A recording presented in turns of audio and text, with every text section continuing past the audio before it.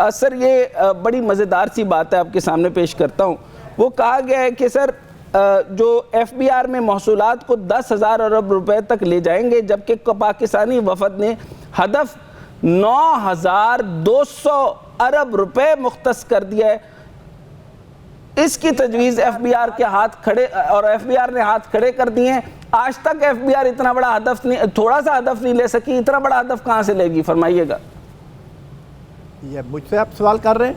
जी जी जी जी अब्दुल बासित। हाँ जी, यही सोचे ना कि इंडस्ट्री सारी इस मुल्क की बंद हो रही है, रॉ मटेरियल इंपोर्ट नहीं हम कर सक रहे, और FBR के हदफ जो हैं वो पूरे हो रहे हैं। आज तक जितना भी हदफ था वो इसलिए पूरा होता है कि भाई ये जो आपका एंटरप्रेन्योर है या जो भी बिजनेसमैन है, कारोबारी है, वो टैक्स देता है तो उनका हदफ पूरा होता है, और हम फिर वो डंडा लेकर उन्हीं के पीछे पड़े रहते हैं कारोबारियों के कि जी वो टैक्स नहीं देते। तो टैक्स देते हैं तो उनके टारगेट पूरे होते हैं। अच्छा सर, पूरे बजट में मैंने कोई बात ये नहीं सुनी कि IT को बढ़ाया जाएगा और IT के ऊपर जीरो टैक्स लगाया जाएगा, ज़राअत के ऊपर जीरो टैक्स लगाया जाएगा, कंस्ट्रक्शन पे जीरो टैक्स लगाया जाएगा। जहां जहां मैं बात सुन रहा हूं वहां यही सुनाई दे रही है कि जो भी जरा सी तरक्की कर रहा है, हल्का सा जिसे सर उठाया है उसके ऊपर टैक्स लगा दिया जाए। सर टैक्सों से याद आया कि अगर मुल्क पर कर्जों की बात की जाए तो वफाकी हुकूमत का कुल कर्जा अप्रैल के इख्तिताम तक सालाना बुनियादों पर 34.1% इजाफे के बाद 586 खरब रुपए हो गए सर। मकामी कर्जे सर 365 खरब रुपए हो गए, यानी 62.3%। बैरूनी कर्जे 220 खरब रुपए यानी 37.6% तक पहुंच गए। मकामी कर्जों पर सूद दुगना हो चुका है। क्या करूं सर, इतना सारा कर्ज जो है जो नॉन रिवर्सेबल हो चुका है, इसको कर्जे का जवाब क्या होगा? अब्दुल बासित साहब। यही एहतशाम साहब।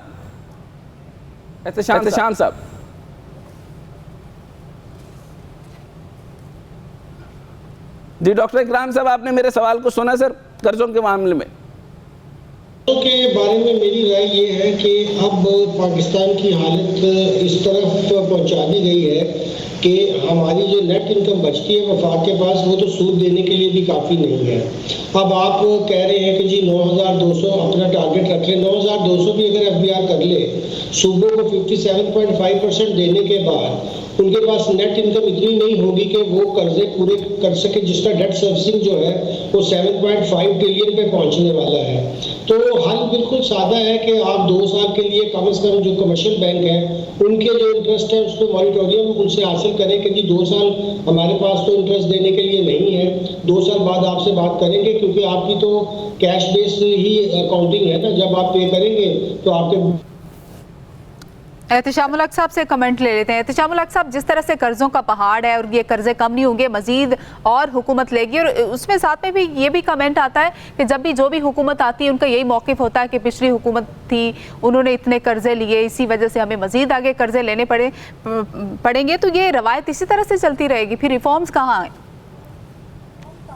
देखिए मारिया, एक दूसरे पे इल्ज़ामात लगाते रहेंगे। ये PTI आपने देखा 2 साल तक इमरान खान साहब कहते रहे कि तारीख में इतने कर्जे किसी ने लिए जितने पीपल्स पार्टी या PML ने लिए, लेकिन आप इस हुकूमत का हाल देख लें, इस हुकूमत ने कितने कर्जे लिए हैं। एग्जैक्टली 14,900 अरब के टैक्स अपना कर्जे लिए हैं, और मारिया रोज़ाना की बुनियाद पे 41 बिलियन 41 अरब रुपया रोज़ाना के हिसाब से हुकूमत ने कर्जा लिया है। एग्जैक्टली 3 अरब से लेके 43,000 से लेके 58,000 अरब आपका इस वक्त कर्जा हो गया।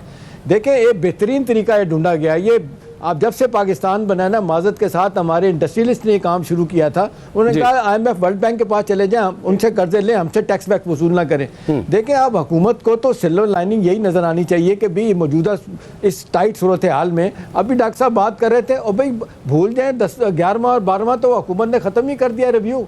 इसहाक डार साहब ने खुद कह दिया कि जी ये प्रोग्राम अब ख़त्म हो गया, अब तो नए प्रोग्राम की तरफ जाएंगे, तो ये तो रिव्यू होना ही नहीं है। इसलिए कि $6 बिलियन की जो एक्सटर्नल फाइनेंसिंग गैप था वो हुकूमत आज भी $2 बिलियन कम है पूरा नहीं कर रहे। पिछला खाता भी तो भुगतना पड़ेगा ना, नहीं वो भी भुगतना पड़ेगा, प्लस ये भी इनको भुगतना पड़ेगा कि आपने अपनी जो इनकम जनरेट नहीं की वो कहाँ जाएगी। दो ही है ना, या टैक्स कलेक्ट करें या सारे लोग बात करें अपनी रेमिटेंसेस बढ़ाएं या। अच्छा एहतशामुल हक साहब, बड़े इंपॉर्टेंट सवालात आपके पास हैं सर।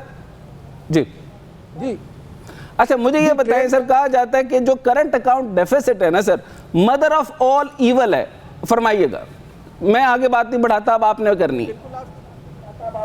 बिल्कुल सही आप कह रहे हैं। अभी ट्रेड डेफिसिट हो गया, करंट अकाउंट डेफिसिट हो गया। अभी आप देख लें जिस तरीके से all time high 44 billion dollar की आपकी जो है ना वो इंपोर्ट्स हुई हैं, उसके मुकाबले में आपकी एक्सपोर्ट कितनी थी। और आप देख लें करंट अकाउंट डेफिसिट तो रो पीट के उन्होंने ख़त्म किया। ज़ाहिर है आपने जिस अंदाज से ख़त्म किया, आपको भी पता है, मुझे भी है कि इस वक्त कोई 4 और 5 बिलियन डॉलर के करीब है। असल बात यह है कि जी ये जिसको कहते हैं ईज़ ऑफ डूइंग बिजनेस, ये हमारे जो मुल्क में अब देखें ना इंजन ऑफ ग्रोथ, तो आपको भी पता है, मुझे भी पता है, हसनैन, गवर्नमेंट तो ब्रोक है। ये प्राइवेट सेक्टर को इंजन ऑफ ग्रोथ बनना है, उनको फिजिकल नॉन फिजिकल इंसेंटिव जायज़ उनको देने की जरूरत है। बिजली महंगी, अब ये कॉस्ट ऑफ डूइंग, इसी पर बात करेंगे मजीद है। सीनियर तज्ज़ियाकार एहतशामुल हक साहब हमारे साथ मौजूद है, पैनल में दीगर भी लोग मौजूद हैं। या वक्त हुआ एक